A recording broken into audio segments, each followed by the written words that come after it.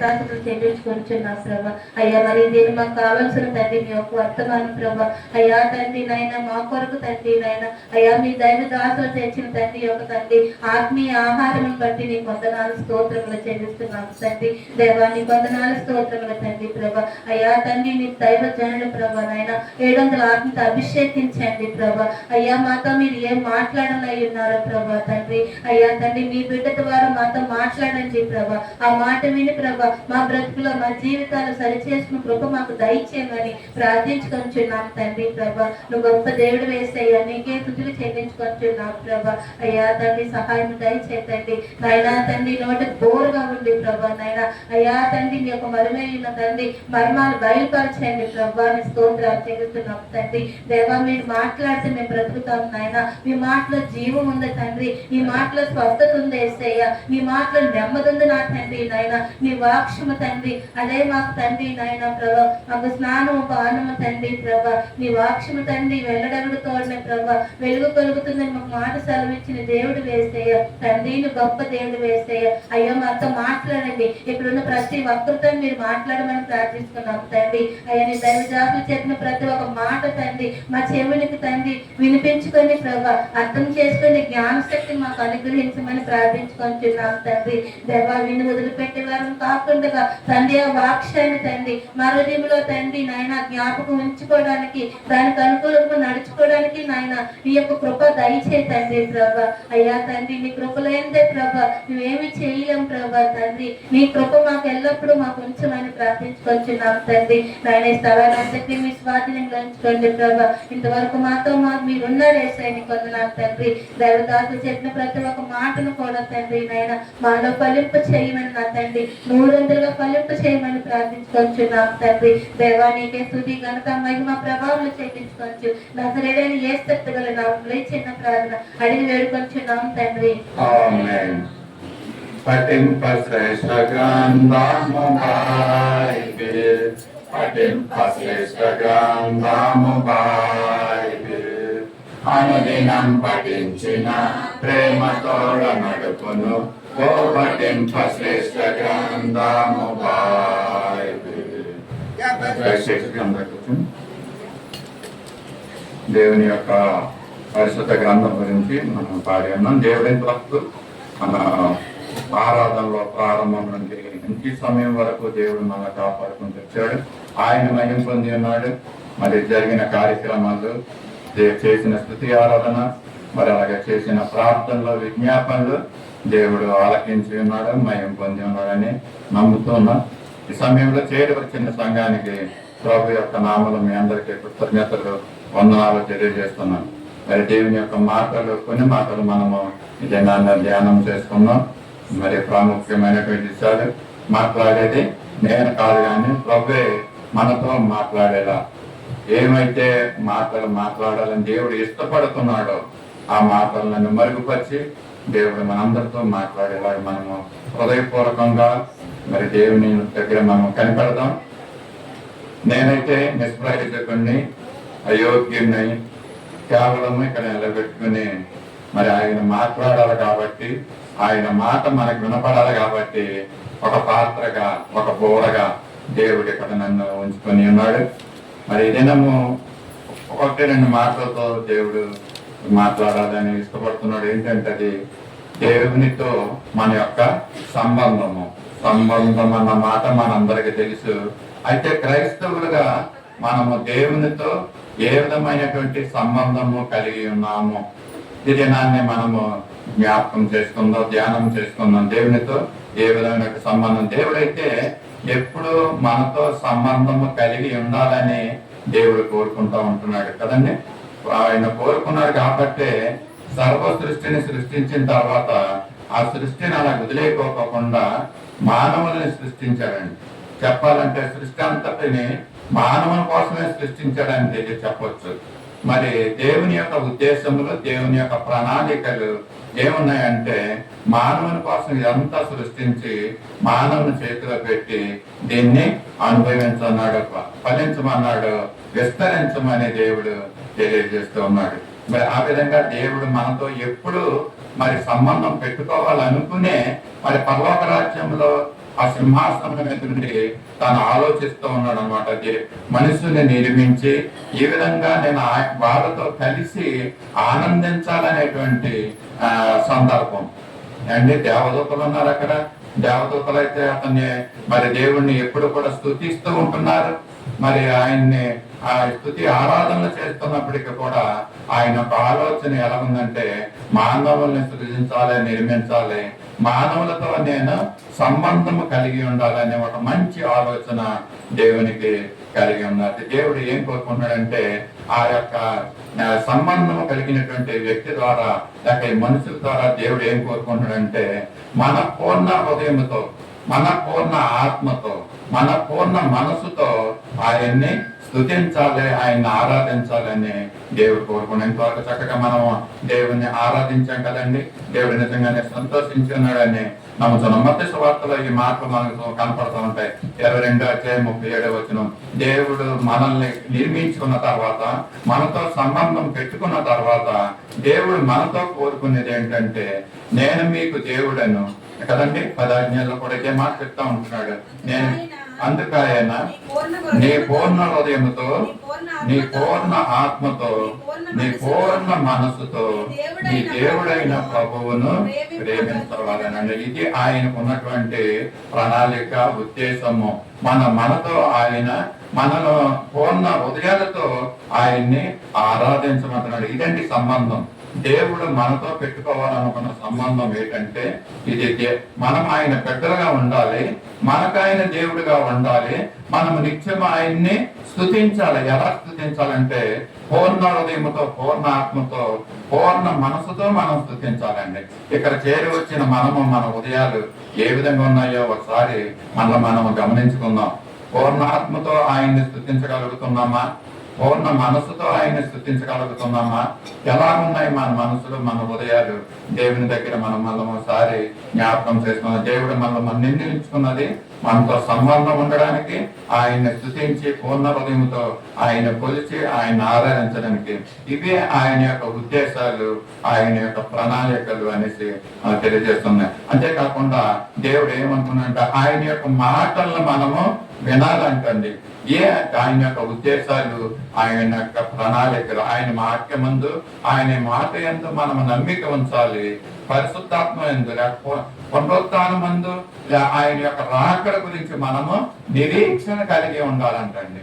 హృదయాంతరంగంలో దేవుని స్తుతించాలి, ఆయన ఆరాధించాలి. మరి పునరుత్థానాన్ని నమ్మే వారంగా మనం ఉండాలి. అంటే ఆయన రాకడ వస్తుంది అనేది నిరీక్షణ కూడా మనలో ఉండాలని ఉదయకాల సమయంలో దేవుడు కోరుకుంటున్నాడు. దేవుని యొక్క సంబంధం అంటే, ఎందుకంటే ఈ మాటలు చెప్తున్నాను, సద్దుకైన వారు పునరుద్ధానం లేదని వారికి నమ్మకం ఉంటుందంటండి. అంటే దేవుని దగ్గర రక్షణ పొందినటువంటి మనము మరి పునరుద్ధానం ఉందని నమ్మకంతో, ఆ నిరీక్షణతో మనం ఉండాలని దేవుడు కోరుకుంటున్నాడు. యోహాను సువార్త 15:4-8 మరి relationship between God and man, దేవునితో మన యొక్క సంబంధం ఎలా ఉండాలన్నది ఇక్కడ కొన్ని మాటలు మనం చూస్తాం. యోహాను సువార్త 15 మరి నా యందు నిలిచియుండుడి, మీ యందు నేను నిలిచియుందును. చాలమ్మా. ఇక్కడ ఏమంటాడంటే, మనము దేవుని యందు నిలిచి ఉండాలంటండి. పూర్ణ హృదయంతో ఆయన ఆరాధించడమే కాకోకుండా ఆయనలో మనము కంటిన్యూస్ గా ఆయనలో మనము నిలిచి ఉండాలంటండి. అంటే మనము దేవునితో మంచి సంబంధము కలిగి ఉండాలని దేవుడు కోరుకుంటున్నాడు. మన మంచి సంబంధం కలిగి ఉండాలంటే మనం ఏం చెయ్యాలంటే, దేవుడే చెప్తున్నాడు ఈ మాట, నా యందు మీరు నిలిచి ఉండమంటున్నాడు. అప్పుడు మీ యందు నేను నిలిచి ఉందును అని అన్నాడండి. 7వ వచనంలో అంటాడు, నా యందు మీరును, మీ యందు నా మాటలను నిలిచి ఉండనియడి. అప్పుడు మీకేది అవసరమో, మీకేది ఇష్టమో కాదండి, మీకు ఏది ఇష్టమో అది మీకు ఇస్తానని అన్నప్పుడు ఏం చేస్తామంటే, మనం ఎక్కడ లేని కోరికలన్నీ కోరుతాం అనమాట కదండి. ఏమి ఇష్టం అంటే అవన్నీ దేవుడు మనకు అనుగ్రహించడండి. అది దేవుని అనుగ్రహంలో ఏదైతే ఉందో మనం పొందకపోయే అర్హులుగా మనం ఉంటే గనక దేవుడు మనకు దాన్ని ఇస్తాడండి. అది ఏ దీవెనైనా, ఏ ఆశీర్వాదమైనా, ఏ అవసరమైనప్పుడు కూడా ఎప్పుడు మనకి దేవుడు మనకు అనుగ్రహిస్తాడంటే, నా యందు, మీ యందు నా మాటలు నిలిచి ఉండని అంటున్నాడండి. అప్పుడు మీకు ఏది అవసరమో అది మీకు ఇస్తాం, అడుగుడి మీకు అది మీకు ఇవ్వబడినని తెలియజేస్తున్న దేవుడు కనుక ఉదయకాల సమయంలో సంఘముగా కూడి ఈ సహవాసంగా కూడి మాటలు వింటున్న మనకి దేవుడు తెలియజేస్తున్న మాటలు ఏంటంటే ఆయనతో మంచి సంబంధం మనము కలిగి ఉండాలని దేవుడు కోరుకుంటున్నాడు. మంచి సంబంధం కలిగి ఉండాలంటే మనము ఆయనలో నిలిచి ఉండాలంటండి. అంటే నిలిచి ఉండడానికి మనం ఇష్టపడుతున్నామా, మన జీవితాన్ని ఆ విధంగా సిద్ధపరచుకుంటున్నామా? మనం దేవునిలో నిలిచి ఉంటే దేవుడు మనలో నిలిచి ఉంటాడంట. అంటే అప్పుడు మన అవసరాలని దేవుడు తీరుస్తానని దేవుడు తెలియజేస్తున్నట్టు. దినాల్లో మరి చాలా మంది చాలా అవసరాలు కలిగి ఉన్నారు. అవి ఆరోగ్య అవసరాలు అవనివ్వండి, కుటుంబ అవసరాలు అనుకోండి, ఆ వ్యక్తిగత అవసరాలు అనుకుని ఏమైనా కూడా ఆ అవసరాలన్నిటిని దేవుడు తీర్చాలంటే మనము దేవుని యందు నిలిచి ఉండాలి. పూర్ణమైన ఆత్మతో ఆయన్ని కొలిచి ఆయన స్తుతించు ఉండాలి. ఆయన పునరుత్థానం మీద నమ్మకం ఉంచాలి. ఆయన రాకడ గురించి నిరీక్షణ కలిగి ఉండాలండి.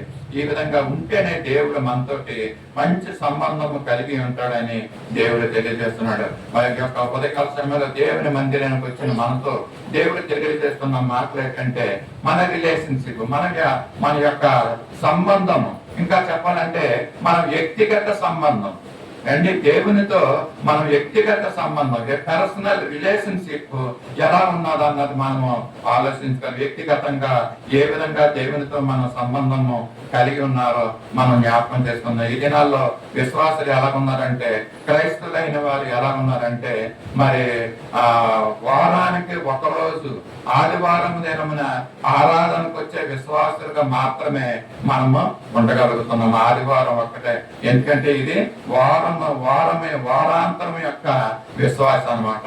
అంటే దేవుడు ఆ విధంగా తెలియజేస్తున్నాడా? కొంతమంది అయితే నెలలో మొదటి ఆదివారం వస్తారండి. అంటే దేవునితో సంబంధం ఎలా ఉందో చూడండి. అంటే వారానికి రోజే దేవునితో సంబంధం, వ్యక్తిగత సంబంధం ఎలా ఉందో మనం ఆలోచించుకుంటుంటే, వారానికి ఒక రోజు వచ్చి ఈ 2 గంటలు దేవుని ఆరాధించి ఇంటికి వెళ్ళిపోయే సంబంధం మన సంబంధం. ఇది మన వ్యక్తిగత జీవితాలకి ఇది ఏ విధంగా ఉందో మనం ఒకసారి ఆలోచించుకుందాం.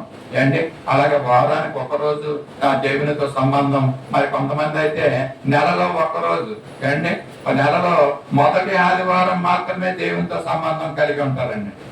అది మొదటి ఆదివారం ప్రభు బలం ఉంటుంది కనుక దేవుని దగ్గరికి వెళ్ళి ప్రభు బలం తీసుకోవాలి. అంటే వీళ్ళకి దేవునికి వ్యక్తితో వ్యక్తిగత సంబంధం అంటే ఏమి అర్థమైందంటే, వారంలో ఒక రోజు వెళ్ళి 2 గంటల దేవుని సన్నిధులు ఉంటే ఇది చాలు అనుకునే సంబంధం అన్నమాట. అంటే కొంతమంది అయితే లేదు నువ్వు నెలకు ఒక్కసారైనా మరి దేవుని మందిరానికి వెళ్ళాలి, ప్రభు వాళ్ళు ఇస్తారంట కదా, మనం రక్షణ పొందాం కదా, బాప్తిస్మం తీసుకున్నాం కదా, కనీసం నెలలో మొదటి ఆదివారం అన్నా వెళ్దాం మనం. అండి ఇది వారి యొక్క వ్యక్తిగత సంబంధం దేవునితోటి. అండి ఇంకా కొంతమంది ఉన్నారు ఎలాగంటే సంవత్సరానికి ఒకరోజు వచ్చేవాడు, వ్యక్తిగత సంబంధం. అంటే సంబంధాలు ఏ విధంగా దేవునితో మరి వాడు పెట్టుకున్నారో మన ఉదయకాల సమయంలో ఆలోచిస్తుంటే ఎలాగున్నాయంటే, సంవత్సరానికి 2 సార్లు వచ్చే ఆ వ్యక్తిగత సంబంధం. ఏం సంబంధం అంటే ఇది పండుగ సంబంధం అండి. పండగ వస్తే దేవుని మందిరానికి వెళ్ళాలమ్మా, ఇవాళ January 1. ఏది ఏమైనప్పటికీ కూడా నూతన సంవత్సరం కదా ఇది, ఈ సంవత్సరంలో యేసు ప్రభు గుడికి వెళ్తాం అని కొంతమంది అలాగ అనుకుని ఆ విధమైనటువంటి వ్యక్తిగత సంబంధం. అంటే వారికి అంత మాత్రమే మరి వారికి తెలిసినటువంటి సంబంధం. దేవుడు ఏం చెప్తున్నాడండి, మరి మన వ్యక్తిగత సంబంధాల గురించి ఈ మధ్యాహ్న కాల సమయంలో మనం ఆలోచించుకుంటే మనతో దేవుని యొక్క రిలేషన్షిప్ ఎలా ఉంది మనం ఆలోచించుకోవాలండి. ఎంత సమయము దేవునితో మనము గడపగలుగుతున్నామో, ఎంత సమయం ఆయన్ని మనము స్తుతించగలుగుతున్నాము, ఆయన ఆరాధించగలుగుతున్నాం, ఎంత సమయం ఆయనతో మనం ప్రార్థించగలుగుతున్నాం. ఒకసారి జ్ఞాపకం చేసుకుందామా, ఈ యొక్క మధ్యాహ్న కాలం దేవుడు మనతో మాట్లాడుతున్న మాట, నీతో నాకున్నటువంటి వ్యక్తిగత సంబంధం ఏ విధంగా ఉంది ఓ ప్రియమైన సహోదరుడా నువ్వు తెలుసుకో అన్నట్టుగా ఇక్కడ దేవుడి మధ్యాహ్న సమయంలో మనతో మాట్లాడుతున్నాడు. దేవుని యొక్క వాక్యం కూడా చెప్తుందండి, ఎటువంటి సంబంధము మనము దేవునితో కలిగి ఉండాలని చూస్తుంటే మత్తయి సువార్త 10వ అధ్యాయము 38వ వచనం అంటాడు, ఆయన ఎవడైనా ఆయన సిలువని ఎత్తుకొని ఆయనను వెంబడించాలంటండి. అంటే ఆయన సిలువని ఎత్తుకొని ఆయనను వెంబడించాలి. తీయకల్లో తండ్రి లోకాసువార్త తీయండి 9వ అధ్యాయం 23వ వచనంలో ఏమంటాడంటే, అదే సిలువని ఎత్తుకుని దేవునిని ఏ విధంగా వెంబడించాలి, ఏ విధంగా ఆయనతో సంబంధం చదవండి. 9:23 చెప్పండి చదవండి. ఎవడైనను నన్ను వెంబడింపగోరిన ఎడల తన్ను తాను ఉపేక్షించుకుని ప్రతి దినము తన సిలువనెత్తుకుని నన్ను వెంబడించవలెను. చూసారు కదా, ఇక్కడ దేవుడు చాలా క్లియర్ గా చెప్తున్న మాట. వారానికి ఒక్క దినము నన్ను వెంబడించమని అంటా లేదండి దేవుడు. అండి నెలకొక్కసారి మొదటి ఆదివారంలో వచ్చి నన్ను వెంబడించిన వెళ్ళిపో అని దేవుడు తెలియజేయడం లేదు. కానీ మరి ఇక్కడ ఏమన్నాడంటే, ఎవడైనను నన్ను వెంబడింపగోరిన ఎడలా, ఎవడైనాను నన్ను దేవుడిగా కలిగి ఉండాలని కోరుకున్నట్లయితే ఏం చెప్తున్నాడంటే, నా సిలువనెత్తుకుని ప్రతి దినము నా సిలువనెత్తుకుని నన్ను వెంబడించాలనేసి లోకాసువార్త భక్తులు మనకి తెలియజేస్తున్నాడు. అంటే ఇది మనకి ప్రతి రోజు కూడా దేవునితో కలిసి ఉండే అనుభవం మనలో ఉండాలి. ప్రతి రోజు దేవునిని మరి స్తుతించి ప్రార్థించి ఆయన ఆరాధించే అనుభవం. వారము అనుభవం కాదండి, నెల అనుభవం కాదు, సంవత్సరం అనుభవం మనకు అక్కడ ఉండకూడదు. కానీ ప్రతి రోజు దేవునితో నువ్వు మన సంబంధంగా కలిగి ఉండాలంటండి. అంటే ఎవరన్నా ఒక వ్యక్తిని మనము మొదటిసారిగా చూసినప్పుడు మరి సంవత్సరం అంతా అయిపోయింది, ఆలో సడన్ గా సంవత్సరం ఆకారంలో వచ్చి మన ఎదురుకోకుండా నిలబడి ప్రయత్నాడండి అని చెప్పారనుకోండి, ఎలా ఉంటదండి మనకి? వాళ్ళని గుర్తుపట్టగలమా మనము? ఎవరమ్మా నువ్వు ఏంటని అడుగుతారు. కానీ అయితే దేవుని దగ్గరికి కూడా మనం ఇలాగే సంవత్సరానికి ఒక్కసారి వచ్చి మరి దేవుని దర్శనాన్ని చేసుకోవాలని కోరుకునేవాడు, దేవుని యొక్క ప్రత్యక్షతని చూడాలని కోరుకునేవారు, ఆశపడేవారు కొంతమంది ఉంటారు కదండి. మరి ఇటువంటి వారి గురించే దేవుడు ఏం చెప్తున్నాడంటే, ప్రతి రోజు నువ్వు దేవుణ్ణి ప్రార్థించే అనుభవంలో నువ్వు ఉండాలి. ప్రతిరోజు దేవుని యొక్క వాక్యాన్ని చదివే అనుభవంలో నువ్వు ఉండాలి. ప్రతిరోజు దేవుణ్ణి కీర్తించి ఆయనని కనపరిచే మరి అనుభవంలో నువ్వు ఉండాలని దేవుడు మనకి తెలియజేస్తున్న. ప్రతిరోజు ప్రతి సమయము ప్రతి క్షణము దేవుణ్ణి మనము జ్ఞాపకం చేసుకుంటూ ఉండాలంటండి. సమయం ఉన్నప్పుడల్లా ఆయన్ని స్తుతించాలి, ఆయన్ని ప్రార్థించాలి అండి. అలాంటి వారిని దేవుడు ఎరుగును అనేసి ఉందండి. ఎవరైతే మరి ఫ్రీక్వెంట్ గా మనతో మాట్లాడుతూ ఉంటారో మరి ఆ వారిని మనం ఎక్కువగా ఎరుగుతూ ఉంటాం కదండి. వారి పేరుని బట్టి మనకి తెలుస్తూ ఉంటది. అలాగే దేవుని దగ్గర కూడా దేవుణ్ణి మనం ప్రతి నిత్యము ప్రతి రోజు మరి ప్రతి సమయంలో దేవుణ్ణి మనం ప్రార్థించగలిగితే, ప్రతిరోజు ఆయన్ని స్తుతించి ఆయన వాక్యాన్ని మనం ధ్యానం చేయగలిగితే, అటువంటి వారిని మాత్రమే దేవుడు ఎరుగును అనేసే మాట మనం చూస్తున్నాం. తిమోతి పత్రిక 2వ అధ్యాయం 19వ వచనంలో చదవకలేదు. ప్రభువు తన వారిని ఎరుగునన్న మాట అక్కడ ఉంటుందండి. అంటే ప్రతిరోజు దేవునితో సంబంధము కలిగి ఉంటే ఆయన మనల్ని ఎరుగుతాడంటండి. మరి మనం ప్రభు యొక్క చిత్తాన్ని మనం జరిగించుకోకుండా మరి నిర్లక్ష్యమైనటువంటి స్వభావంతో మనం జీవిస్తుంటే మరి ఆయనతో సంబంధం లేనట్లుగా మరి ఏదో కొంచెం సమయము దేవుని దగ్గర ప్రార్థించి క్యాలెండర్ లో వాక్యాన్ని చదువుకుని ఉదయకాల సమయంలో మరి డ్యూటీకి వెళ్ళిపోయి మళ్ళా రాత్రి వచ్చి చిన్న ప్రార్థన చేసుకుని పడుకుని మళ్ళా తెల్లవారులేసి క్యాలెండర్ వాక్యం చదువుకుని వెళ్ళిపోయేటువంటి సంబంధమా?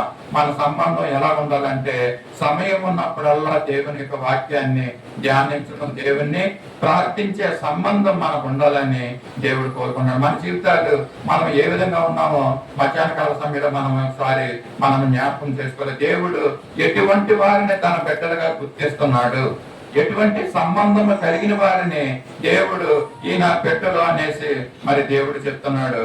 ఎటువంటి వారిని నీవెవరో నేను ఎరగనన్నట్టుగా కూడా దేవుడు చెప్తా ఉంటున్నాడు అంటండి. అంటే కొంతమంది గురించి అయితే చెప్తారు, యేసు ప్రభులు వారు చెప్తున్నాడు, మరి ప్రార్థన చేస్తారంట, దేవుని యొక్క వాక్యాన్ని చదువుతారంట, మరి ఆ దేవుని స్తుతిస్తా ఉంటారంట. ఇందాక చెప్పాను కదా, పూర్ణ ఆత్మతో పూర్ణ మనసుతో మరి పూర్ణ హృదయముతో ఆయన్ని స్తుతించలేకపోతే దేవుడు ఏమంటాడంటండి, నీవెవరవో నాకు నేను ఎరగనని చెప్తాడంటాడు. మత్తయి సువార్త 7:21 ఏమంటున్నాడో చూద్దామా? మత్తయి సువార్త 7:21 ప్రభువా ప్రభువా అని పిలిచి వాడు ప్రతి వాడు పరలోక రాజ్యంలో ప్రవేశింపడు అని ప్రభువా ప్రభువా అని పిలిచి ప్రతివాడును అని పిలిచి ప్రతివాడు పరలోక రాజ్యంలో ప్రవేశింపడు గాని పరలోకమందున్న నా తండ్రి చిత్త ప్రకారం చేయువాడే ప్రవేశించినట్లుగా చెప్తున్నాడండి. దేవుని యొక్క సంబంధం, దేవునితో నీకు ఉండే సంబంధం ఎలా ఉండాలంటే ప్రభువా ప్రభు అని పిలిస్తే సరిపోదండి. అది అంటే నీ హృదయము దేవునికి మరి ఇష్టంగా ఉండాలండి. ఆయన చిత్త ప్రకారంగా నీ క్రియలు ఉండాలని దేవుడు తెలియజేస్తున్నాడు. కానీ ప్రభు అన్నంత మాత్రం నువ్వు పరలోక రాజ్యంలో నువ్వు ప్రవేశించవనేసి చెప్తున్నాడు. ఇంకా 22 అంటాడు, దెయ్యములు ప్రభు నీ నామం పేరట మేము దెయ్యాల్ని వెళ్ళగొట్టలేదా, నీ నామమున అనేకమైన అద్భుతములు చేయలేదని కొంతమంది చెప్తా ఉంటారండి. అంటే మనం ప్రార్థన చేస్తున్నాం, దేవుని యొక్క వాక్యాన్ని చదువుతున్నాం, ప్రభు చిత్త ప్రకారంగా మనం జీవించగలుగుతున్నామా? మన యొక్క వ్యక్తిగత జీవితము ఆయనతో సంబంధము ఉందా? ఎటువంటి సంబంధం కలిగి ఉన్నామో? మన పర్సనల్ రిలేషన్షిప్ విత్ గాడ్, మన దేవునితో ఏ విధమైనటువంటి సంబంధము కలిగి ఉన్నాము? ఇప్పుడు చెప్పినట్లుగా ప్రభువా అని పిలిచే సంబంధంలో మనం ఉన్నామా? ఏమండి, సంవత్సరానికి ఒకసారి వచ్చి ప్రభువాని పిలిస్తే అయిపోయిందా? అదే నా సంబంధం దేవునితో మనకు ఉన్నటువంటి సంబంధం? ఏమండి, ఇక్కడ చెప్తున్నాడు మరి వీళ్ళైతేనంట ఆ దెయ్యాలని వెళ్ళగొట్టారంటండి. అయినా కూడా దేవుడు ఏం చెప్తున్నాడంటే మరి అప్పుడు నేను ఏమంటాడంటే 23 మిమ్మల్ని ఎన్నడను ఎరుగను, అక్రమము చేయు వాళ్ళారా నా యొద్ద నుండి తొలగిపోండి అని చెప్తున్నాడు అంటండి. అండ్ ఏడు కూడా మనకులాగే ఏదో భ్రమలో ఉండి నేను చేస్తున్నా ఈ యొక్క భక్తి జీవితం చాలు అంటే అలాగైతే దెయ్యాలని వెళ్ళగొట్టేస్తున్నారంటండి. అంటే దెయ్యాలని ఏమంటున్నాయంట, యేసు నామములో ఈ దెయ్యం విడిపోను కాకానే వెళ్ళిపోను కాకాని కానీ ప్రార్థన చేయగానే ఆ దెయ్యాలు వెళుతున్నాయి అంటండి. ఆ దెయ్యాలు ఏం సాక్ష్యం ఇస్తున్నాయంటే, ఇదిగో నువ్వెవరవో మాకు కూడా తెలియదు అండి. దెయ్యాలు వెళ్ళగొట్టిన వ్యక్తులు దెయ్యాలు ఏం చెప్తున్నాయంటే, నువ్వెవరవో మాకు తెలియదు. ఆ దెయ్యాలు వెళ్ళగొట్టిన వ్యక్తితో చెప్తున్నాయంట, నువ్వు యేసు నామములో వెళ్ళమని నువ్వు చెప్పావు కాబట్టి మేము ఇక్కడి నుంచి బయటకు వెళ్ళిపోయాం. అంటే యేసు నామములో శక్తి ఉంది కానీ ఆ దెయ్యాలు వెళ్ళగొట్టిన వ్యక్తుల్లో శక్తి లేదండి. ఈ దినాల్లో చాలా మంది ఈ దెయ్యాలు వెళ్ళగొట్టి ఇదిగో నేను అంతటి వాడిని ఇంతటి వాడిని అని చెప్పుకునే వారు చాలా మంది ఉన్నారు. అది యేసు నామములో మాత్రమే ఆ శక్తి ఉందని దెయ్యాలు మరి సాక్ష్యాలు తెలియజేస్తున్నట్టుగా మనం చూస్తున్నాం అండి. ఇలాంటి వారిని కూడా మరి దేవుడు ఏం చెప్తుందంటే, అక్రమము చేయు వాళ్ళారా నా యొద్ద నుండి తొలగిపోండి అండి. మనం చేసినవి అక్రమం అంటండి. మనమేమనుకుంటున్నామంటే మనం చేసే భక్తి ఇదే భక్తి అని మనం అనుకుంటుంటే యేసు ప్రభు అంటున్నాడు, అక్రమాలు చేస్తున్నారు మీరు అని అంటున్నాడు. ఇంకో మాట ఉంటుంది అక్కడ కిందన, నా సన్నిధిలో నుండి మీరు ఉండి అని అంటున్నాడు అంటండి. ఏంటి ఎంతగా మనం ప్రార్థన చేస్తున్నాం ఏంటి, ఎంతగా మనం దేవుని ఒక వాక్యాన్ని చదువుతున్నాం, ఎంతగా మనం ఉపవాసాలు చేస్తున్నాం, ఎంతగా మనం దేవుణ్ణి కీర్తిస్తున్నాం. ఇంత చేస్తుంటే దేవుడు అంటున్నాడు, అక్రమము చేయవాళ్ళారా నా సన్నిధిలో నుండి మీరు కొండని బయటికి గెంటేస్తున్నాడు అంటండి. అండి మెడపెట్టి గెంటేసినట్టుగా మనల్ని గెంటేస్తుంటే ఎలా ఉంటుందండి మన భక్తి జీవితము? ఏ స్థితిలో మన భక్తి జీవితం ఉందో ఈ మధ్యాహ్న కాల సమయంలో మనం ఒకసారి మరి జ్ఞాపకం చేసుకోవాలి, పరీక్ష చేసుకోవాలి. మన యొక్క భక్తి జీవితం ఏ విధంగా ఉందో, మన వ్యక్తిగత సంబంధం ఏ విధంగా ఉందో మనము చూసుకోవాలి. అంటే మనం ఏం చేస్తాం, గుంపుల్లోకి వెళ్ళిపోయి గుంపుల్లో మనము భక్తి చేసేస్తా ఉంటాం. అండి భక్తి జీవితం అన్నదే అది మన పర్సనల్ అంటే అది మన వ్యక్తిగతం. అది అండి భక్తి జీవితం అన్నది మన వ్యక్తిగతానికి అది సంబంధించిందిగా ఉండాలండి. అది గుంపుల్లో చేసేది అది భక్తి జీవితం కాదు. అది అండి స్టేజీల మీద దండలు వేసుకుంటాం, సన్మానాలు చేసుకుంటాం, అండి ఇంకా ఏయో హడావుడిలు చేస్తా ఉంటారు. అయితే వారి యొక్క పర్సనల్ లైఫ్ అన్నది ఎలా ఉందంటే దేవుడు చెప్తున్నాడు, మీరు నా పేరట నా దగ్గర ఈ కార్యాలు చేస్తున్నారో ఇవన్నీ కూడా అక్రమాల మీరు చేసేవి. మీ వ్యక్తిగత జీవితం నాతో సంబంధం లేని విధంగా ఉన్నాయి. వ్యక్తిగత సంబంధం గురించి దేవుడు మనకు చెప్తున్నాడు. అంటే గుంపు కార్యక్రమాలు మనం చేస్తా ఉంటాం. గుంపుల్లో ఉంటేనే మనం ప్రార్థన చేస్తాం. అంటే గుంపుల్లో ఉంటేనే మన పాటలు పాడతాం. మన వ్యక్తిగతంగా మనం దేవుడిని ద్వారా స్తుతించే అనుభవంలో మనం ఉండం. మనం దేవుడు కోరుకుంటున్నాడు, మరి గుంపు కార్యక్రమాలు నాకొద్దు, అక్రమాలు ఇవన్నీ నువ్వు చేయవలసిందే. మొట్టమొదటిగా నీ వ్యక్తిగత జీవితాన్ని నువ్వు సరి చేసుకో. ముందు నీ వ్యక్తిగత జీవితము సరి అయింది అయినట్లయితే తర్వాత నువ్వు గుంపుల్లోకి రాను. అంటే ఎలిమెంటరీ స్కూల్ చదవుకోకుండా హై స్కూల్లోకి వచ్చి కూర్చున్నట్లుగా ఉంటది అనమాట. అండి అది ఏబిసిడీలు నేర్చుకోకుండా ఏదేదో చదువుతున్నట్లుగా ఉంటది. అంటే దేవుడు మధ్యాహ్నకాల సమయంలో మనతో మాట్లాడుతున్న మాటలు ఏంటంటే వ్యక్తిగతమైనటువంటి మరి దేవునితో సంబంధం మనకి ఉండాలని దేవుడు కోరుతున్నాడు. దెయ్యాలని వెళ్ళగొడుతున్నారు, మరి ఎన్నో కార్యాలు చేస్తున్నారు, అయినప్పటికీ కూడా నీవెవరవో నాకు తెలియదు అనేటువంటి మరి ఆ పరిస్థితి వాళ్ళకి అక్కడికి వచ్చిందండి కదండి. మరి దేవుడు మనలా మాట అంటే ఎలా ఉంటది మనకి? నువ్వు ఎంతకాలం నువ్వు చేస్తున్న ఈ యొక్క భక్తి జీవితం నువ్వు చేస్తున్నావు, కానీ నీ వ్యక్తిగత జీవితం నాకు దగ్గరగా లేదు. నీ పర్సనల్ జీవితం వేరేగా ఉంది. అంటే నువ్వు కోరుకునే సన్మానాలు గొప్పలు, అంటే ఆడంబరాలు, ఇవి నువ్వు కోరుకుంటున్నావు. వ్యక్తిగతంగా ప్రభువుతో సంబంధం కలిగిన వ్యక్తిగా, వ్యక్తిగతంగా ప్రభువుతో మరి ఆ రిలేషన్షిప్ మెయింటైన్ చేసుకుంటున్నట్టుగా మరి దేవునికి కనపడలేనటువంటి పరిస్థితులు ఉంటున్నాయండి. కనుక దేవుడు మనతో ఏం చెప్తున్నాడు అంటే ఎప్పటికైనా మన వ్యక్తిగత జీవితాన్ని మనం సరి చేసుకుని ప్రభు దగ్గర మరి ఎక్కువ సమయం ఆయనతో మనం గడిపేలాగా.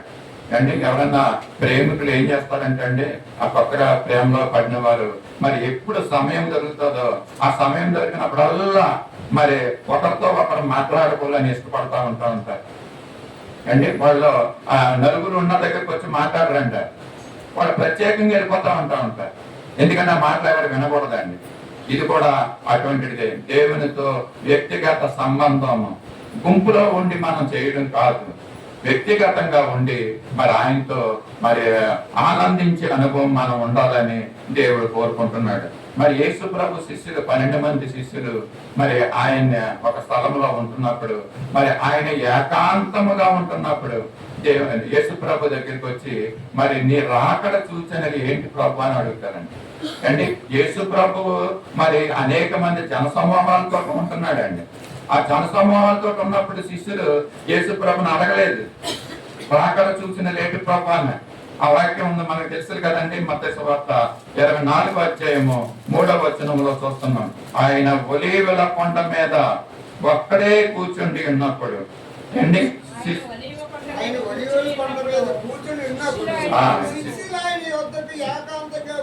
శిష్యులు ఆయన యొద్దకు ఏకాంతముగా వచ్చి ఇవి ఎప్పుడు జరుగును, నీ రాకడను గురించి యుగ సమాప్తి గురించి సూచనలు ఏవనేసి వాళ్ళు అడుగుతున్నారంటండి యేసుప్రభు అని. అండి మంచి మంచి విషయాలు.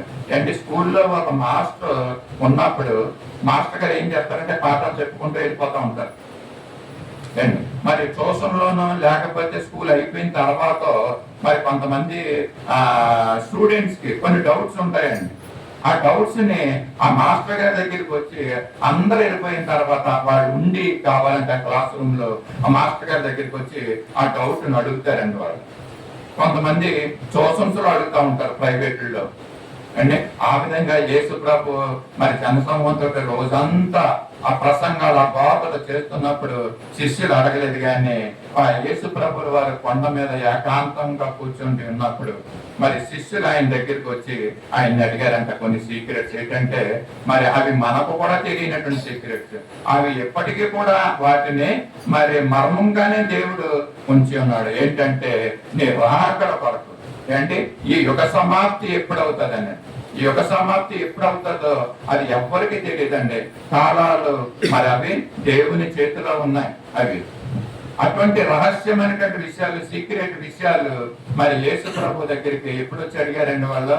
ఏకాంతముగా మరి సీక్రెట్ గా దేవుని దగ్గరికి వచ్చి యేసుప్రభు దగ్గరికి వచ్చి ఆయన అడిగినప్పుడు ఆయన ఏం చెప్తున్నాడంటే యుద్ధాలు జరుగుతాయి, రాజ్యాల మీదకి రాజ్యాలు వస్తాయి, కరువులు భూకంపాలు వస్తాయి, మరి ఇంక ఇవన్నీ ఒకరి మీద ఒకరు పడతారు, మరి ఒకరి మీద ఒకరు అభ్యంతర పడతారు, ద్వేషిస్తారు, పలువురు మోసగిస్తారు, అక్రమం విస్తరించుట చేత అక్కడ ప్రేమ ఉండదు అనేసి యేసు ప్రభువు వారు ఇండైరెక్ట్ గా ఆ రాకడ సూచనలు, యుగ సమాప్తి విషయంలో ఉన్నటువంటి సూచనలు చెప్పడం మనము చూస్తున్నాం. ఎప్పుడంటే ఇది యేసు ప్రభువు వారు మరి ఒంటరిగా ఉన్నప్పుడు అండి, ఎప్పుడు అంటే గుంపులో ఉన్నప్పుడు కాదండి ఇది అండి. యేసుప్రభువుని ప్రత్యేకంగా ఏకాంతంగా వాళ్ళు కలిసి యేసుప్రభువు వారిని అడిగినప్పుడు వాళ్ళు చూస్తున్నారు. ఇది ఏంటంటే శిష్యులు యేసుప్రభుతో కలిగినటువంటి వ్యక్తిగత సంబంధము అంటే వ్యక్తిగత సంబంధం కలిగి ఉన్నారు కనుకనే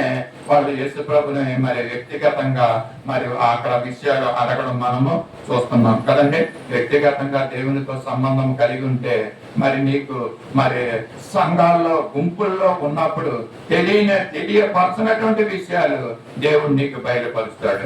అర్థమైన వారు ఒకసారి హల్లెలూయా చెప్పండి. మరి వ్యక్తిగతంగా నువ్వు దేవునితో సంబంధం కలిగి ఉండాలి. పర్సనల్ రిలేషన్షిప్ దేవునితో కలిగి ఉన్న అనుభవం మనలో ఉందా? ఒకవేళ అటువంటి అనుభవం మనలో లేకపోతే ఎప్పటి నుంచి అయినా మరి వ్యక్తిగతంగా దేవుని ఎరిగి ఉందాము, వ్యక్తిగతంగా దేవునితో మనం సంబంధము కలిగి ఉందామనేసి మరి ఈ ఉదయకాల సమయంలో తెలియజేస్తున్నాం. దేవునితో వ్యక్తిగతమైన సంబంధం కలిగి ఉన్న ఒకరిద్దరు వ్యక్తుల్ని బైబిల్లో మనం చూసి మరి ముగింపులకు వెళ్దాము. మరి ఆ యొక్క వ్యక్తులు మరి ఎటువంటి వ్యక్తిగత సంబంధం కలిగి ఉండడం వల్ల ఎటువంటి ఆశీర్వాదాలు మేలులు వారు పొంది ఉన్నారో కూడా వాటిని కూడా చూద్దాం. ఆదికాండము 28వ అధ్యాయము 1వ వచనంలోంచి కొన్ని మాటలు ఎలా ఉంటాయి. ఒక మాట చదవండి మీరు. ఇస్సాకు యాకోబుని పిలిచి నువ్వు కానాని కుమార్తెలో యావతను వివాహం చేసుకోవద్దు, నీవు లేచి పద్దనారాములోనున్న నీ తల్లికి తండ్రి అయిన బెతూయేలు ఇంటికి వెళ్ళి నీ తల్లి సహోదరుడు లాబాను కుమార్తెలలో ఒక దానిని వివాహం చేసుకోమని అతను ఆజ్ఞాపించి సర్వశక్తి గల దేవుడు నిన్ను ఆశీర్వదించి నీవు అనేక జన్మలగినట్లు నీకు సంతానాభివృద్ధి కలుగజేసి నిన్ను విస్తరింపజేసి నీవు పరవశమైన దేశమును అనగా దేవుడు అబ్రహామునికి ఇచ్చిన దేశమును నీవు స్వాస్యముగా చేసుకున్నట్లు ఆయన నీకు అనగా నీకును నీతో కూడా నీ సంతానమునకు అబ్రహామునకు అనుగ్రహించిన ఆశీర్వాదమును దయచేయును గాక అని అతన్ని దీవించి యాకోబును పంపివేశాను. చూడండి, ఇక్కడ మరి ఇస్సాకు రెక్కాలు కనాను ప్రాంతంలో నివసిస్తున్న సమయంలో మరి ఈ కనాను కుమార్తెల్లో ఎవరిని కూడా నువ్వు వివాహం చేసుకోవచ్చని యాకోబుతో చెప్పి యాకోబును మరి తన తల్లి మరి రెక్కా యొక్క తల్లికి తండ్రి అయిన బెతూయేలు ఇంటికి లాబాను దగ్గరికి పంపించడం మనందరికీ తెలుసున్నటువంటి ఈ సందర్భమే. యాకోబు ఇక్కడ ఏం చేస్తుందంటే మరి ఆ యొక్క ప్రాంతానికి ఒక్కడు ఒంటరిగా బయలుదేరి ఆ యొక్క లాబాను ఇంటికి వెళ్తున్నప్పుడు సాయంకాలం అయింది, చీకటి పడ్డది. చీకటి పడిన తర్వాత ఆయన ఒక్కడే మరి అక్కడ ఉంటున్నట్టు ప్రొత్తి కుంకిన 11వ వచనం చేస్తున్న ఒక చోట చేరి ప్రొత్తి కుంకినందున అక్కడ రాత్రి నిలిచిపోయి ఉన్నాడంటండి యాకోబు. యాకోబు మరి వివాహం చేసుకుంటానికి మరి ప్రయాణమై వెళ్తున్నాడు.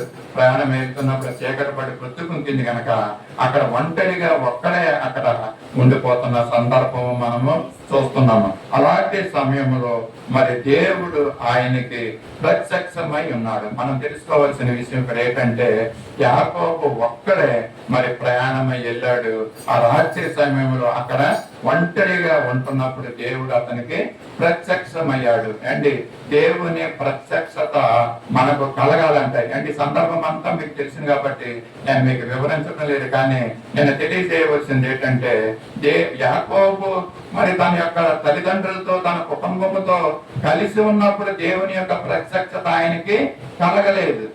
దేవుని దర్శనం ఆయనకు కలగలేదు. కానీ యాకోబు ఒంటరిగా ప్రయాణం చేసి ఎప్పుడైతే ఒక్కడో ఆ రాత్రికాల సమయం ఉన్నాడో దేవుని యొక్క ప్రత్యక్షత తనకు కనిపించి అతనితో ప్రమాణం చేస్తున్నాడు, ఆయనకి దర్శనం ఇస్తున్నాడు, ఆయన యొక్క నిబంధన చేస్తున్నట్లుగా ఇక్కడ ఈ మాటలన్నీ ఇప్పుడు మనము చదువుకున్నాం. మరి ఎలాగంటే 13వ వచనంలో ఏమంటాడంటే, యెహోవా, మరి అక్కడ ఉన్నట్టు నిచ్చెన ఉన్నది, దేవదూతలు పైనుంచి కిందకి ఎక్కుతూ దిగుతూ ఉంటున్నారు.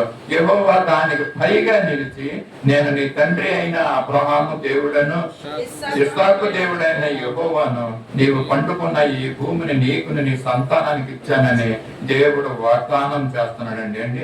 దేవుడు దర్శనం ఇవ్వడమే కాకుండా దేవుని యొక్క ఆశీర్వాదాలు, వాగ్దానాలు, మరి యాకోబు ఒంటరిగా ఉన్న పరిస్థితుల్లో మరి దేవుని యొక్క దర్శనం ఆయన పొందుకోగలిగాడండి. అక్కడ ఏముంటదంటే, అక్కడ ఉన్న ప్రదేశానికి మరి యాకోబు ఏమని పేరు పెడతాడంటే, ఈ ప్రదేశం బేతేలు అనే పేరు అక్కడ ఉంటాడని, నూనె పోసి ఆ స్థలమునకు బేతేలు అనే పేరు పెట్టడం కూడా మనం చూస్తున్నాం. అంటే దేవుని యొక్క ఆశీర్వాదాలు మరి మనకు కలగాలంటే, దేవుని యొక్క ప్రత్యక్షత మనం చూడాలంటే, దేవుణ్ణి ముఖాముఖిగా మనం చూడాలంటే మరి వ్యక్తిగతంగా మాత్రమే మనకి అది సాధ్యము. నువ్వు దేవునితో వ్యక్తిగతంగా ఉన్నప్పుడు మాత్రమే మరి దేవుడు యాకోబుకి దర్శనమిచ్చిన దేవుడు నీకు నాకు కూడా దర్శనమిస్తాడు. ఎంత సమయము మనం గుంపులో ఉండి ప్రార్థనలు చేసినా పాడినా ప్రభువు ప్రత్యక్షం అవ్వకపోవచ్చేమో, కానీ వ్యక్తిగతంగా నీ హృదయంలో దేవుని నువ్వు నిలుపుకుని దేవుని దగ్గర నువ్వు ఉంటే కనుక దేవుడు తప్పుకోకుండా నీతో నాతో మాట్లాడడానికి దేవుడు ఇష్టపడుతున్నాడు. కనుక మరి యాకోబుకి దర్శనమిచ్చిన దేవుడు, యాకోబుకి ప్రత్యక్షం ఇచ్చిన దేవుడు నీతో నాతో కూడా ప్రత్యక్షం అవుతాడు అనేసి తెలియజేస్తున్న దేవుడు. మరి ఇక్కడ యాకోబుకి ఒంటరిగా బేతేలు అనే స్థలంలో మరి దేవుడు ప్రత్యక్షమయ్యాడు. దానికి మరి బేతేలు అనే మాటకు అక్కడ ఏముందంటే, కిందన దేవుని మందిరం అనేసి అక్కడ కనపడుతుందండి. యాకోబు ఒంటరి ఉన్న పరిస్థితుల్లో దేవుని మందిరాన్ని మరి అక్కడ చూడగలిగాడండి. తల్లిదండ్రులతో కుటుంబములతో ఉన్నప్పుడు కాకోకుండా ఆయన ఒంటరిగా ఉన్నప్పుడు దేవుని యొక్క ప్రత్యక్షతను మనం ఇక్కడ చూస్తున్నాం. రెండోదిగా మనం ఇక్కడ ఏం చేసామంటే, ఇక్కడ దేవుని యొక్క నిబంధన యాకోబుతో ఎప్పుడు స్థిరపరుస్తున్నాడంటే, ఆయన ఒంటరిగా ఉండి మరి కనిపెడుతున్నప్పుడు దేవుడు ప్రత్యక్షమే. ఆయనకి దేవుని యొక్క నిబంధనను మరి ఏమంటారంటే, నేను నీ తండ్రి అయిన అబ్రహాము దేవుడను ఇస్సాకు దేవుడినైనా దేవుడిని అనేసి మరి నిబంధన చేస్తున్నాడండి. ఈ నిబంధన దేవుడు మన పట్ల కూడా ఇటువంటి నిబంధనల వాగ్దానాలు మనం సొంతం చేసుకోవాలంటే మనం ఏంటంటే, దేవునితోటి వ్యక్తిగతమైనటువంటి సంబంధం మనం కలిగి ఉండాలని మనకి ఇక్కడ దేవుడు తెలియజేస్తున్నాడు. మరొక మాట యాకోబు గురించి, అదే ఆదికాండం 32వ అధ్యాయము 22వ వచనం ఏం చేస్తాడంటే, మరి యాకోబు లేచి తన ఇద్దరు భార్యలను, తన ఇద్దరు దాసీలను, తన 11 మంది పిల్లలను తీసుకొని యబ్బోకు దాటిపోయాను. చూడండి, ఇక్కడ ఏం చేస్తుందంటే, ఇక్కడ యాకోబు మరి తన మామ దగ్గర ఉన్నప్పుడు మరి విస్తారమైనటువంటి ఆ గొర్రెలు, మేకలు, మందలు మరి అన్ని తీసుకుని ఆయన తిరిగి వస్తున్నప్పుడు మరి యాసావు నుంచి మరి దూరమై వెళ్ళాడు కదండి. యాసావుని చంపేస్తాడన్న భయంతో ఉన్నది ఆ యొక్క సందర్భం అంతా మనకు తెలుసు. ఇప్పుడు తిరిగి వస్తున్నప్పుడు ఏం చేస్తున్నాడంటే, యాకోబు ఆ మందల్ని, తన భార్యల్ని, పిల్లల్ని అందరినీ కూడా పనికత్తెల్ని ముందుకు పంపించేసి అతను ఏమన్నాడంటే, ఆయన ఒక్కడే 22వ వచనంలో యాకోబు ఒక్కడే మిగిలిపోయిన సందర్భం అక్కడ మనం చూస్తున్నాం. మరలా ఇక్కడ జ్ఞాపకం చేసుకుంటున్నాం. అక్కడ బేతేలు స్థలంలో యాకోబు ఒక్కడే ఉన్నప్పుడు దేవుడు దర్శనమిచ్చాడు, ప్రత్యక్షత చూపించాడు, దేవుడు మాట్లాడాడు, వాగ్దానం ఇచ్చాడు. మళ్ళా రెండో సందర్భంలో కూడా ఆదికాండం 32:22 వచనం చదువుకున్న విషయాల్లో తన సమస్తాన్ని ముందుకు పంపించేసి మరి ఆయన ఒక్కడే ఉండిపోయాడు అంటండి. తన గుంపుని, తన మందల్ని అంతటినీ ముందుగా పంపించి ఆయన ఒక్కడే నిలబడినప్పుడు దేవుడు యాకోబు ప్రత్యక్షమవుతున్నటువంటి విషయాలు ఇక్కడ మనం చూస్తున్నాం. అక్కడ ఏమంటాడంటే, ఇక మీదట దేవుడు మరి యాకోబుకు ఒంటరిగా ఉన్నప్పుడు ప్రత్యక్షమై ఏం చెప్తున్నాడంటే, వాగ్దానం చేస్తున్నాడంటే, ఇక మీదట నీ పేరు ఇశ్రాయేలు అనబడదు అని. యాకోబు అనబడదు, కానీ ఇశ్రాయేలు అనబడుతుందన్న మాట వాగ్దానం చేస్తుంది. అంటే యాకోబు ఒక్కడుగా దేవునితో గురించి మరి ఆ అనుభవంలో ఉంటున్నప్పుడు, నేను చెప్పాలంటే ఆ ఆనందంలో పరవశిస్తున్నటువంటి ఆ సమయంలో ఉంటున్నప్పుడు దేవుడు ప్రత్యక్షమే అతని పేరును కూడా మార్చిన సందర్భం అండి ఇది. అంటే వ్యక్తిగతంగా ఉండడం వల్ల మరి యాకోబు యొక్క జీవితం ఏ విధంగా ఆశీర్వదించబడ్డదంటే దేవుడు ఆయన పేరునే మార్చేశాడండి. పేరునే మార్చేసి ఇశ్రాయేలు అనబడుతుంది అనేసి అక్కడ దేవుడు సెలవిస్తున్నట్లుగా మనం చూస్తున్నాం. అందుకే ఎప్పటికీ కూడా మరి మన యొక్క ఇశ్రాయేలు దేశానికి మరి యాకోబుకి ఇవ్వబడినటువంటి ఆ పేరు మీద ఎప్పటికీ అది ఉందండి.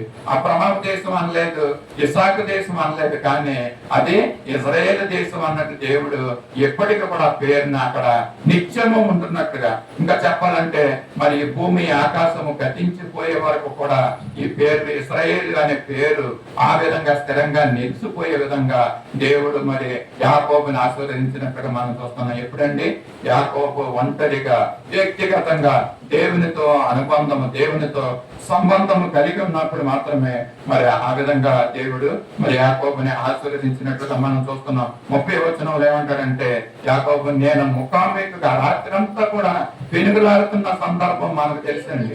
ఏంటి నేను ముఖాముఖిగా దేవుణ్ణి చూచితినని యాకోబు చెప్తున్నాడండి. దేవుణ్ణి ముఖాముఖిగా చూసే మరి ఆ యొక్క అనుభవం అంటే ఇది వ్యక్తిగతమైన అనుభవం అన్నమాట.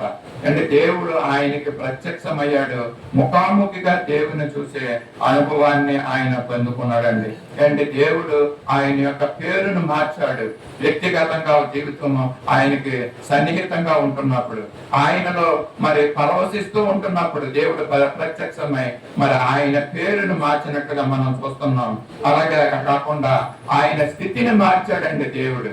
అంతేకాకుండా తర్వాత ఏమైందంటే ఆయన పెనుగులాడుతూ ఉన్నప్పుడు ఆయన తొడ కూటి ఎండకుంటే సడలిపోయిందంటండి. అంటే అది విరిగిపోయినట్లుగా మనము చూస్తా ఉంటాం ఆ సందర్భం అంతా యొక్క మనం చదువుతున్నప్పుడు.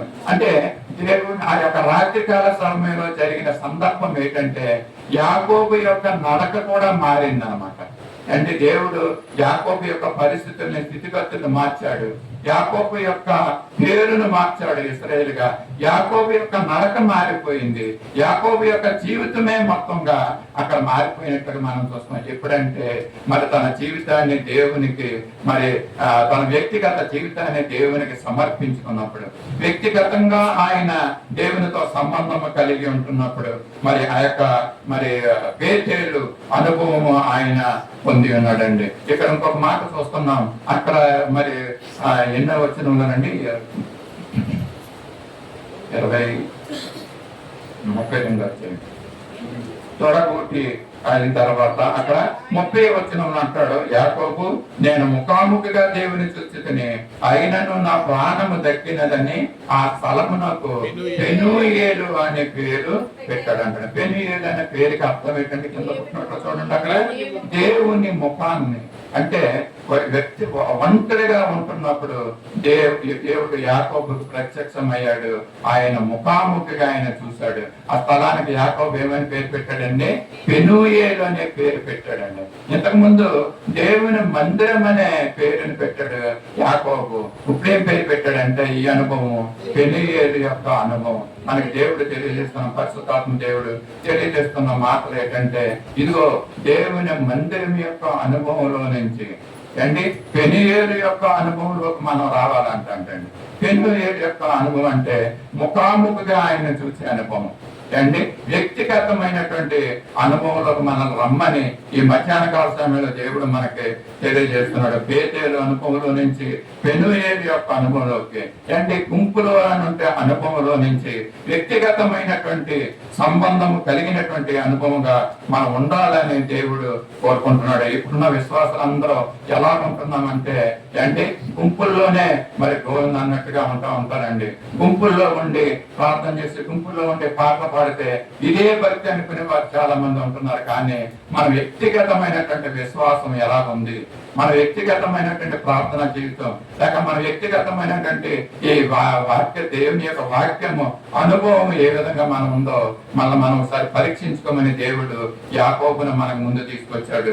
బేతేలు అనుభవంలో నుంచి పెనుయేలు అనుభవం, అంటే దేవుణ్ణి ముఖాముఖిగా చూసే అనుభవంలోకి మనం ఉండాలంటే మనకు సమయం దొరికినప్పుడల్లా కూడా దేవునితో మాట్లాడే అనుభవము, దేవునితో సంబంధం మనం ఉంటే దేవునితో మాట్లాడే అనుభవము మనకు ఉంటుంది. అంతేకాదు దేవుడు మనతో మాట్లాడే అనుభవం కూడా మనం పొందుకోగలం. ఎంతమంది ఈ యొక్క ఆ సంబంధం కలిగి ఉన్నారో, ఎంతమంది దేవునితో మాట్లాడే లేక దేవుడు మనతో మాట్లాడే అనుభవం కలిగి ఉన్నారో నాకైతే తెలియదు. కానీ ఇక మధ్యాహ్న కాల సమయంలో పరిశుద్ధాత్మ దేవుడు చెప్తున్నాడు, పెనుయేలు అనుభవంలోకి మన రమ్మని దేవుడు కోరుతున్నాడు.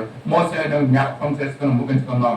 మోసే మరి ఆయన వ్యక్తిగతంగా దేవునితో ఏ విధమైనటువంటి జీవితం ఉన్నదో, మరి సేనాయి కొండ మీదకి ఆయన వెళ్ళాడు కదండి, పర్వతం మీదకి వెళ్ళి 40 దినాలు మరి దేవునితో ఉన్నాడంటండి.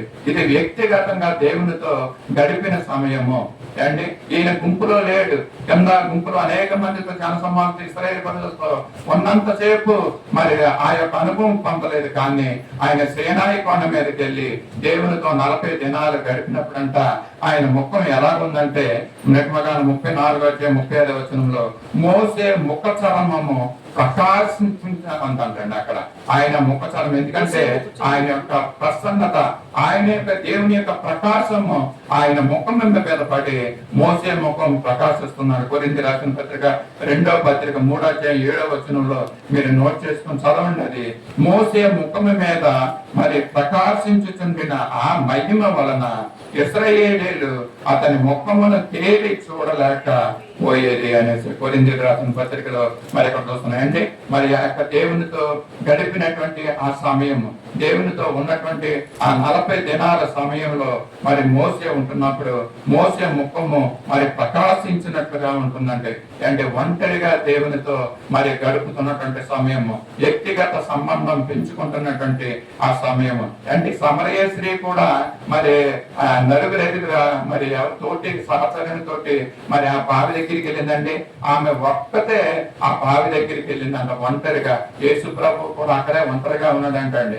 సమరయ స్త్రీ మరి ఒక్కతే నీళ్లు చేదుకున్నటకు ఒంటరిగా అక్కడికి వెళ్ళిందన్నట్టుగా మనకు వాక్యంలో మనకు యేసు ప్రభుల వారు కూడా అక్కడ ఆయన ఒక్కడే మరి అక్కడ ఉంటున్నప్పుడు మరి ఆ సమరయ స్త్రీ మరి యేసు ప్రభుల యొక్క సంభాషణ మనందరికీ తెలుసు. అది వ్యక్తిగతమైనటువంటి సంబంధము కలిగినటువంటి సంభాషణగా మనం చూస్తున్నాం. ఏంటి, ఆమెకు 5 పెనుగుట్లు ఉన్నారు. అయినప్పటికీ కూడా మరి ఆ సమయంలో మరి ఆమె యొక్క సంబంధం ఎలా ఉందో మనకు తెలుసు. అయితే ఎప్పుడైతే యేసు ప్రభుని కలిసిందో మరి కలిసిన తర్వాత మరి ఆమె ఏమి పొందుకుందా ఉన్న విషయం కూడా మనకు తెలుసు. ఎందుకంటే ఇది యేసు ప్రభు తోటి కలిగినటువంటి వ్యక్తిగత సంబంధం. ఆమె జీవితమే మొత్తం మార్చుకుందండి.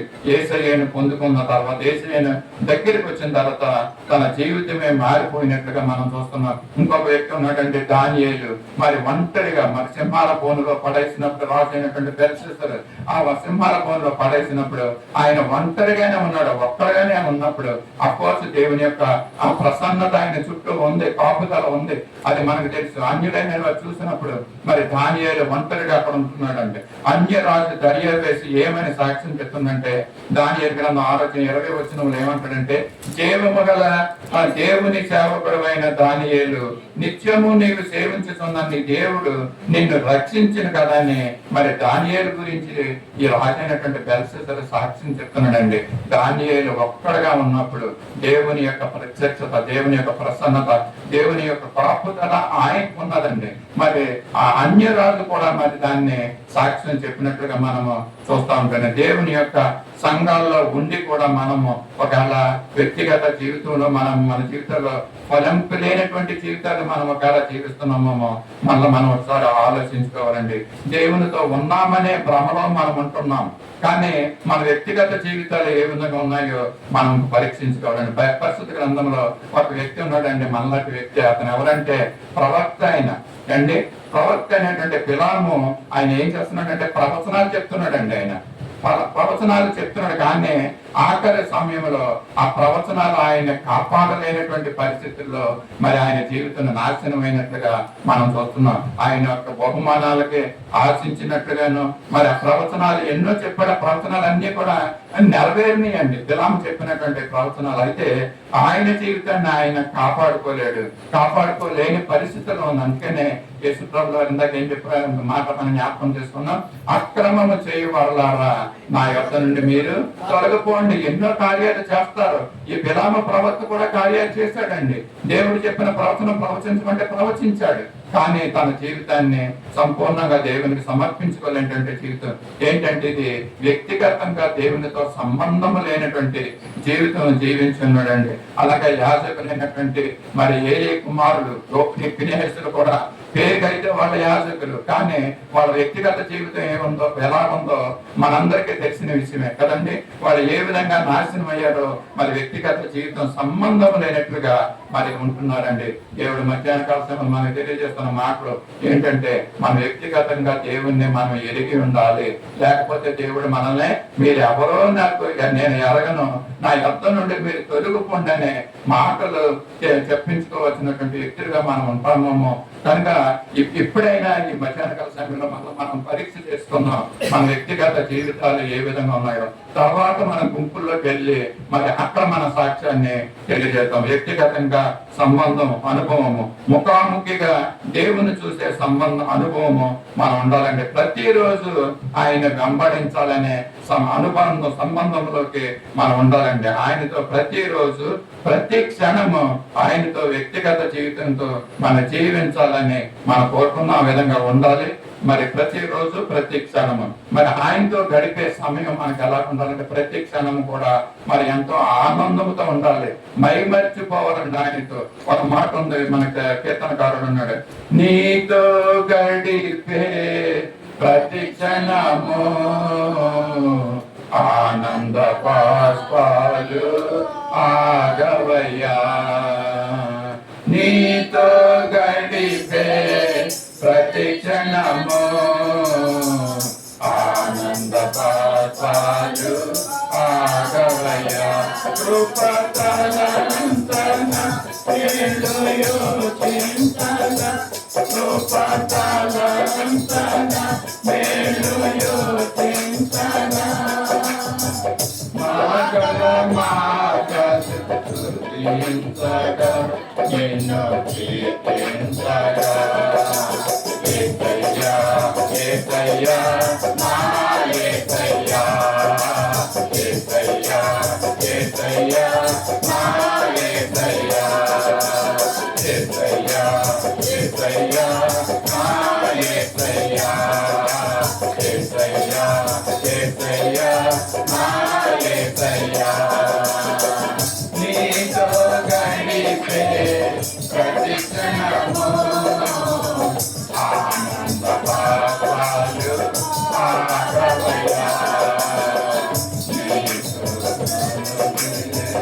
ఆగవయ్యా. ఆయనతో యేసయ్యతో గడిపే మరి ప్రతి క్షణాలు కూడా మనలో ఆనంద బాష్పాలు మనలో నుంచి రావాలంటే మన వ్యక్తిగత జీవితము ఏ విధంగా ఉండాలో మనం తెలుసుకున్నాండి. ఒక చిన్న సాక్ష్యం, చిన్న మాట అని చెప్పి ముగిస్తాను. ఒక సహోదరి ఆమె కింగ్ జార్జ్ హాస్పిటల్లో స్టాఫ్ నర్స్ గా పనిచేస్తుంది.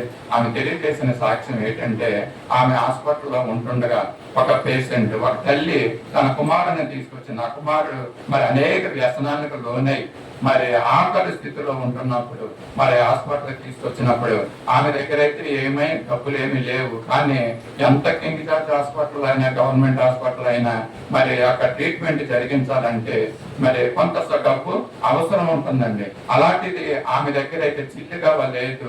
ఆ తల్లి దగ్గర ఆ యొక్క పెట్టిన అక్కడ తీసుకొచ్చారు. మరి ఆ యొక్క స్టాఫ్ నర్స్ ఆమె చూశారు, మరి డాక్టర్ కూడా చూశారు. మరి ఆయనకి ఇమ్మీడియట్ గా ఆపరేషన్ చేసి బతికించ చెల్లించవలసినటువంటి అవసరం ఉందండి. అటువంటి సమయంలో మరి వాళ్ళు అడిగారు, అమ్మ డబ్బులు ఖర్చు అవుతాయి ఎంత, మరి ఆపరేషన్ చేయాలంటే చేయండి అనేసి ఆమె తల్లి చెప్పడం, మరి ఆయన్ని ఆ యొక్క బిడ్డని హాస్పిటల్ దగ్గరికి, హాస్పిటల్ యొక్క థియేటర్ లో తీసుకెళ్లి ఆపరేషన్ కి సిద్ధపరచడం, ఇవన్నీ కూడా జరుగుతున్నాయి. మరి ఈ సమయంలో ఈ యొక్క సిస్టర్ ఎవరైతే నర్స్ అయితే ఉన్నారో ఆమె చూస్తుందంట, ఈమె డబ్బులు ఏ విధంగా, ఈమె చూస్తే చాలా పేద విధవరాల్లా ఉంది, మరి డబ్బులు ఏ విధంగా ఇక్కడ సమకూర్చుకుంటుంది, ఒకవేళ ఎవరికన్నా ఫోన్లు చేస్తుందేమో, ఈ ఫోన్లు చేసే డబ్బులను తీసుకురమ్మని అడుగుతుందామని మధ్యలో వెళ్ళి చూస్తుందంట. మరి ఆమె ఆ విధమైన ప్రయత్నం ఏమి కూడా చేయడం లేదంట. మరి ఇక్కడైతే ఈ యొక్క ఆపరేషన్ సమయం అయిపోయింది, ఆపరేషన్ జరిగించారు, మరి డబ్బులు మరి చెల్లించాలి. మరి పొద్దున్న నుంచి మధ్యాహ్నం వరకు మరి ఆపరేషన్ జరిగింది, సాయంత్రం అయిపోతుంది, చీకటి పడిపోతుంది, మరి ఇంకా డబ్బులు వాళ్ళకి పూర్తిగా చెల్లించవలసిన సమయం కూడా వచ్చేసింది.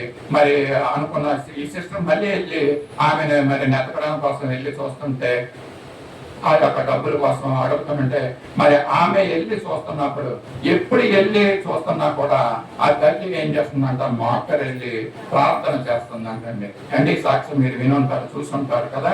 మరి ఆ యొక్క డబ్బులు ఇవ్వవలసిన సమయం వచ్చినప్పుడు మరి ఎలాగా ఈ డబ్బులు ఇవ్వాలి ఏంటి అని మరి వాళ్ళు సతమతం అవుతున్నారు ఈ సిస్టర్. మరి అలాగే డాక్టర్ కూడా, మరి ఆయనకు ఒక ఐడియా వచ్చిందంట, ఏంటంటే ఈ దినాన్ని తన తల్లి యొక్క చనిపోయిన రోజు అంటండి డాక్టర్ గారి తల్లి.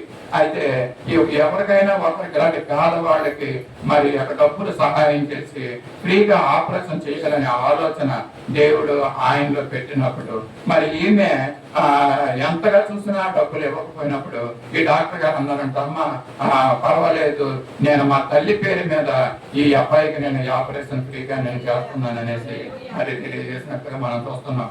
అప్పుడు ఈ సిస్టర్ మరి ఆ తల్లి దగ్గరికి వెళ్ళి, ఎక్కడైతే మోకరు వెళ్ళి ప్రార్థన చేస్తుందో ఆ తల్లి దగ్గరికి వెళ్ళి ఆ తల్లితోటి చెప్పి, అమ్మ లేకు నీకు మీ అబ్బాయికి ఆపరేషన్ చేశారు, మరి దానికి కావాల్సినంతా కూడా డాక్టర్ గారే ఇచ్చి ఉన్నారని అంటే ఆ తల్లి లేచి మరి నిలబడి, అవును నాకు తెలుసు ఈ విధంగా దేవుడు నాకు సహాయం చేస్తాడని. మరి ఆ తల్లి చూడండి, మరి దేవుని మీద ఎంత నమ్మకం ఉంచి మరి యొక్క ప్రార్థన చేసిందో చూడండి. వ్యక్తిగతమైనటువంటి ప్రార్థనలో దేవుడు ఏ విధంగా ఆలకించి దేవుడు సహాయం చేస్తాడన్న దాని గురించి ఈ సాక్ష్యాన్ని మీకు తెలియజేశానండి. తల్లులైనటువంటి వారు బిడ్డల కోసము మరి ఈ విధంగా వ్యక్తిగతమైనటువంటి మరి అనుభవం, జీవితము, ప్రార్థన మరి కలిగి ఉండాలని దేవుడు మనకు తెలియజేస్తూ ఈ మాటలు నేను ముగిస్తున్నాను. దేవుడు ఈ మాటలు మన వినికిడిలో దీవెనకరంగా ఆశీర్వాదకరంగా చేయను గాక. ఆమె ప్రార్థించుకుందాం, కళ్ళు మూసుకుందాం. మమ్మల్ని మిగిలిగా ప్రేమించిన మా పరలోకపు తండ్రి, పరిశుద్ధులైన దేవా, ప్రేమ నమ్మకం కొరకు రాజా, మీ పరిశుద్ధ పాదాలకు వందనాలు, స్తుతులు, స్తోత్రాలు చెల్లించుకుంటున్నాం. ప్రభువా, ఈ యొక్క పరిశుద్ధ దినాన్ని సహవాసంలో మేము చేరి నేను స్తుతించి, నేను ఆరాధించి, నేను ప్రార్థించుకున్నాను. నీ మాటలు మేము ఆలకించాం ప్రభువా. వ్యక్తిగతమైనటువంటి జీవితం గురించి మాకు తెలియజేశాం. నీతో ఏ విధమైనటువంటి వ్యక్తిగత సంబంధం ఉండాలో మాకు తెలియజేశాం ప్రభువా. ఒకవేళ మా యొక్క భక్తి జీవితము అంతంత మాత్రంగానే ఉందాము కనుక మా ప్రభావ మేము సంపూర్ణంగా నీకు సమర్పించుకోబడిన జీవితాలు కలిగిన వారముగా, ఓ ప్రభా, యాకోబు వలె తండ్రి బేతేలు యొక్క ఆ యొక్క అనుభవంలో నుంచి పెనుయేలు అనుభవంలోకి, వ్యక్తిగత అనుభవంలోకి మేము రావడానికి మమ్మల్ని సిద్ధపరచమని కూడా అడుగుతున్నాం. విన్నటువంటి మాటలు మా యొక్క హృదయంలో మా తండ్రి మంచి నేలను పడిన విత్తనాలు ఫలించట్లో సహాయం చేయమని కొద్దిగా మా కొరకే తిరిగి రానున్న నజరేయుడైన యేసయ్య పరిశుద్ధ నామములో అడిగి వేడుకొంచున్నాం తండ్రి. ఆమేన్, ఆమేన్. లేచి నిలబడదాం. పరలోక ప్రార్థన ఆశీర్వాదంతో సెలవు తీసుకున్నాం. పరలోకమందున మా తండ్రి, నీ నామం పరిశుద్ధపరచబడును గాక, నీ రాజ్యం వచ్చును గాక, నీ చిత్తం పరలోకమందు నెరవేర్చినట్టు భూమి మీద నెరవేరును గాక. మాకు కావాల్సిన ఆహారం నేడు మాకు దయచేయండి. మా రుణస్తులను క్షమించిన ప్రకారం మనం క్షమించండి. మమ్మల్ని సోదరులకు సత్యించండి. ఎందుకంటే రాజ్యము, బలము, మహిమ నిరంతరం నీవైనావు తండ్రి. ఆమేన్. మన పరమ తండ్రి అయిన దేవుని దివ్యమైన ప్రేమ, మన ప్రభువును రక్షకుడైన యేసుక్రీస్తు యొక్క శాశ్వతమైన కృప, సర్వసత్యంలోనికి నడిపిస్తున్న పరిశుద్ధాత్మ దేవుని యొక్క అన్యోన్య సహవాసము, సన్నిధి, సమాధానము, కాపుదల, సకల పరిశుద్ధులకు పరిశుద్ధాత్మ దేవుని యొక్క అన్యోన్య సహవాసం ఇప్పుడు ఎల్లప్పుడు స్వచ్ఛ సువాస సహవాసమునకు సార్వత్రిక సంగమునకు ఇప్పుడు ఎల్లప్పుడు సదాకాలం తోడేంటి కాపాడును గాక.